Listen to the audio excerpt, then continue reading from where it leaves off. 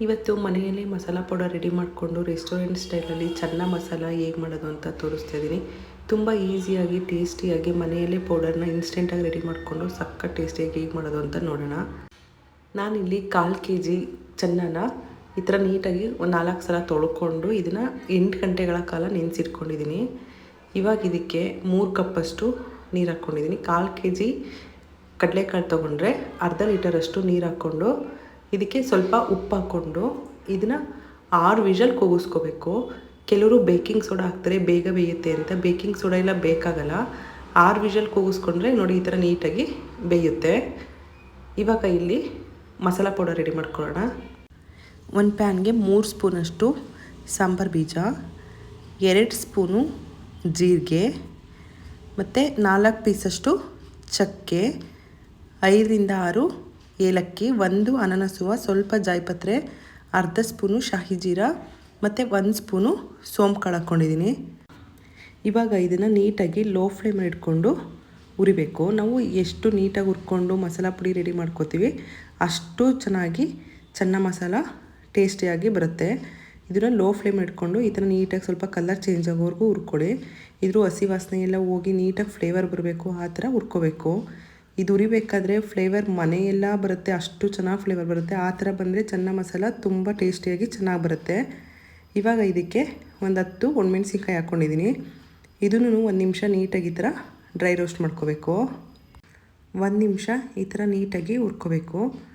ಈ ಥರ ಹುರ್ಕೊಂಡ್ರೆ ಪೌಡರ್ ಮಾಡುವಾಗ ಮೆಣಸಿನ್ಕಾಯಿ ಎಲ್ಲ ನೀಟಾಗಿ ಗ್ರೈಂಡ್ ಆಗುತ್ತೆ, ಅದಕ್ಕೆ ಈ ಥರ ಹುರ್ಕೋಬೇಕು.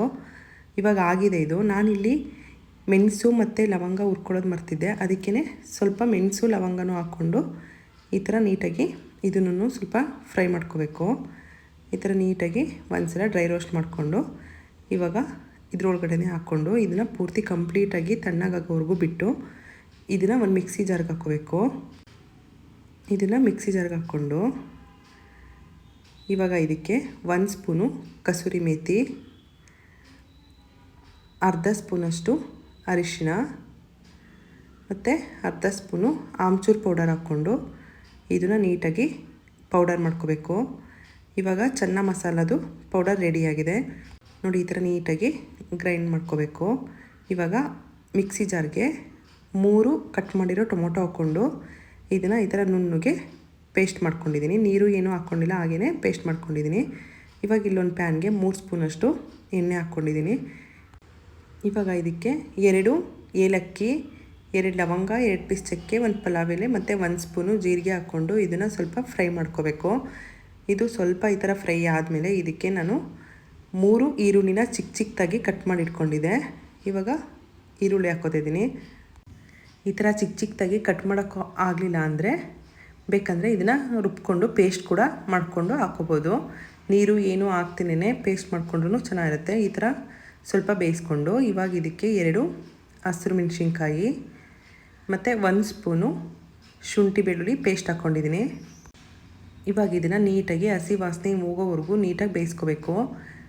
ಈರುಳ್ಳಿ ರುಬ್ಕೊಂಡ್ರೂ ತುಂಬ ಚೆನ್ನಾಗಿ ಒಂದು 5 ನಿಮಿಷನಾದರೂ ಮಿನಿಮಮ್ 5 ನಿಮಿಷನಾದರೂ ಅದನ್ನು ಪೇಸ್ಟಲ್ಲಿ ಲೋ ಫ್ಲೇಮ್ ಇಟ್ಕೊಂಡು ಬೇಯಿಸ್ಕೊಳ್ಳಿ. ತುಂಬ ಟೇಸ್ಟ್ ಚೆನ್ನಾಗಿ ಬರುತ್ತೆ ನೋಡಿ. ಈ ಥರ ನೀಟಾಗಿ ಹಸಿ ವಾಸನೆ ಹೋಗೋವರೆಗೂ ಚೆನ್ನಾಗಿ ಬೇಯಿಸ್ಕೋಬೇಕು.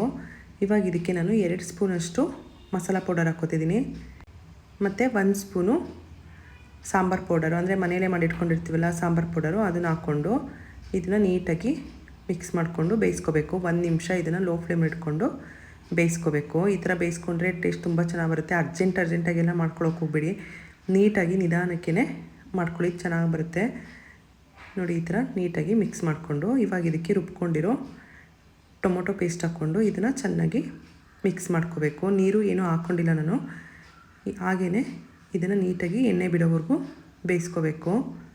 ಇವಾಗ ಇದಕ್ಕೆ ಸ್ವಲ್ಪ ಉಪ್ಪು ಹಾಕ್ಕೊಂಡಿದ್ದೀನಿ. ಆವಾಗ ಕಾಳು ಬೇಯಿಸ್ಬೇಕಾದ್ರೂ ಉಪ್ಪು ಹಾಕ್ಕೊಂಡಿದ್ದೀನಿ, ಅದಕ್ಕೇ ಇವಾಗ ನೋಡಿಕೊಂಡು ಉಪ್ಪು ಹಾಕ್ಕೊಳ್ಳಿ. ನಿಮಗೆ ಮಸಾಲ ಪೌಡರ್ ಎಲ್ಲ ಮಾಡೋಕ್ಕಾಗಲ್ಲ, ನನಗೆ ಕಷ್ಟ ಆಗುತ್ತೆ ಅಂದರೆ ಬೇಕಂದರೆ ಇನ್ಸ್ಟೆಂಟಾಗೂ ಚೆನ್ನ ಮಸಾಲದು ಪೌಡರ್ ಸಿಗುತ್ತಲ್ವ, ಮಸಾಲ ಪೌಡರ್, ಅದನ್ನು ತಂದು ಯೂಸ್ ಮಾಡ್ಕೋಬೋದು ನೋಡಿ. ಈ ಥರ ನೀಟಾಗಿ ಬೇಯಿಸ್ಕೋಬೇಕು ಎಣ್ಣೆ ಬಿಡೋವರೆಗೂ. ಒಂದು 2ರಿಂದ 3 ನಿಮಿಷ ಐ ಫ್ಲೇಮಲ್ಲಿ ಇಟ್ಕೊಂಡು ಈ ಥರ ಮಿಕ್ಸ್ ಮಾಡ್ತಾನೆ ಚೆನ್ನಾಗಿ ಬೇಯಿಸ್ಕೋಬೇಕು. ಇವಾಗ ಇದಕ್ಕೆ ಬೇಯಿಸ್ಕೊಂಡಿರೋ ಕಾಬೂಲ್ ಚೆನ್ನ ಹಾಕ್ಕೊಂಡು ಇದನ್ನು ನೀಟಾಗಿ ಮತ್ತೆ ಮಿಕ್ಸ್ ಮಾಡ್ಕೋಬೇಕು. ನೋಡಿ ಈ ಥರ ಚೆನ್ನಾಗಿ ಮಿಕ್ಸ್ ಮಾಡ್ಕೋಬೇಕು. ಟೇಸ್ಟ್ ಅಂತೂ ತುಂಬ ಚೆನ್ನಾಗಿರುತ್ತೆ. ರೊಟ್ಟಿ ಜೊತೆಗೆ, ಚಪಾತಿ ಜೊತೆಗೆ ಮತ್ತು ರೈಸ್ ಜೊತೆಗೂ ಚೆನ್ನಾಗಿರುತ್ತೆ. ಜೀರಾ ರೈಸ್ ಮಾಡ್ಕೊಂಡ್ರೆ ಅದ್ರ ಜೊತೆಗೂ ಚೆನ್ನಾಗಿರುತ್ತೆ. ತುಂಬ ಚೆನ್ನಾಗಿರುತ್ತೆ ಟೇಸ್ಟು. ಇವಾಗ ಇದನ್ನು ನೀಟಾಗಿ ಈ ಥರ ಮಿಕ್ಸ್ ಮಾಡಿಕೊಂಡು ಇದನ್ನು ಕ್ಲೋಸ್ ಮಾಡಿ ಲೋ ಫ್ಲೇಮಲ್ಲಿ ಇಟ್ಕೊಂಡು 10 ನಿಮಿಷ ಇದನ್ನು ಬೇಯಿಸ್ಕೋಬೇಕು. ಮಸಾಲ ಎಲ್ಲ ಕಡಲೆಕಾಳಿಗೆಲ್ಲ ಹೊಂದ್ಕೋಬೇಕು. ಆ ಥರ ನೀಟಾಗಿ ಬೇಯಿಸ್ಕೊಂಡು ಇವಾಗ ಈ ಥರ ನೀಟಾಗಿ ಮಿಕ್ಸ್ ಮಾಡಿಕೊಂಡ್ರೆ ಆಗುತ್ತೆ. ನಿಮಗೆ ಎಣ್ಣೆ ಬೇಡ ಬೇಕಾದರೆ ಮನೇಲಿ ಆವಾಗಲೇ ಯೂಸ್ ಮಾಡೋದು ಬಿಸಿ ಬಿಸಿಯಾಗಿ ಅನ್ನೋದಾದರೆ ತುಪ್ಪನೂ ಹಾಕ್ಕೊಳ್ಳಿ, ತುಂಬ ಚೆನ್ನಾಗಿರುತ್ತೆ. ಇದಕ್ಕೆ ಇವಾಗ ಸ್ವಲ್ಪ ಕೊತ್ತಂಬರಿ ಸೊಪ್ಪು ಹಾಕ್ಕೊಂಡು ಮಿಕ್ಸ್ ಮಾಡ್ಕೋಬೇಕು. ನಾನು ಮಕ್ಕಳಿಗೆ ಸ್ಕೂಲಿಗೆಲ್ಲ ಡಬ್ಬಿಗೆ ಹಾಕ್ಕೊಡೋದ್ರಿಂದ ನಾನು ತುಪ್ಪ ಹಾಕ್ಕೊಂಡಿಲ್ಲ. ತುಪ್ಪ ಹಾಕ್ಕೊಂಡ್ರೆ ಅದು ತಣ್ಣಗಾದ್ಮೇಲೆ ಗಟ್ಟಿಯಾಗುತ್ತೆ. ಅದಕ್ಕೇ ತುಪ್ಪ ಹಾಕ್ಕೊಂಡಿಲ್ಲ. ನೀವು ಬಿಸಿ ಬಿಸಿಯಾಗಿ ಮನೇಲಿ ತಿನ್ನೋದಾದರೆ ತುಪ್ಪ ಹಾಕ್ಕೊಂಡು ಮಾಡಿ, ತುಂಬ ಚೆನ್ನಾಗಿರುತ್ತೆ. ಇವಾಗ ಇದು ರೆಡಿಯಾಗಿದೆ. ನೋಡಿ ಎಷ್ಟು ಚೆನ್ನಾಗಿ ಬಂದಿದೆ ಅಂತ. ತುಂಬ ಚೆನ್ನಾಗಿರುತ್ತೆ. ಚಪಾತಿ ಜೊತೆಗೆ, ಜೀರಾ ರೈಸ್ ಜೊತೆಗೆ, ರೊಟ್ಟಿ ಜೊತೆಗೂ ಚೆನ್ನಾಗಿರುತ್ತೆ. ನೀವು ಒಂದ್ಸಲ ಟ್ರೈ ಮಾಡಿ ನೋಡಿ. ನಿಮಗೂ ಈ ವಿಡಿಯೋ ಇಷ್ಟ ಆಯಿತು ಅಂದರೆ ಪ್ಲೀಸ್ ನಮ್ಮ ಚಾನಲ್ನ ಲೈಕ್ ಮಾಡಿ, ಸಬ್ಸ್ಕ್ರೈಬ್ ಮಾಡಿ.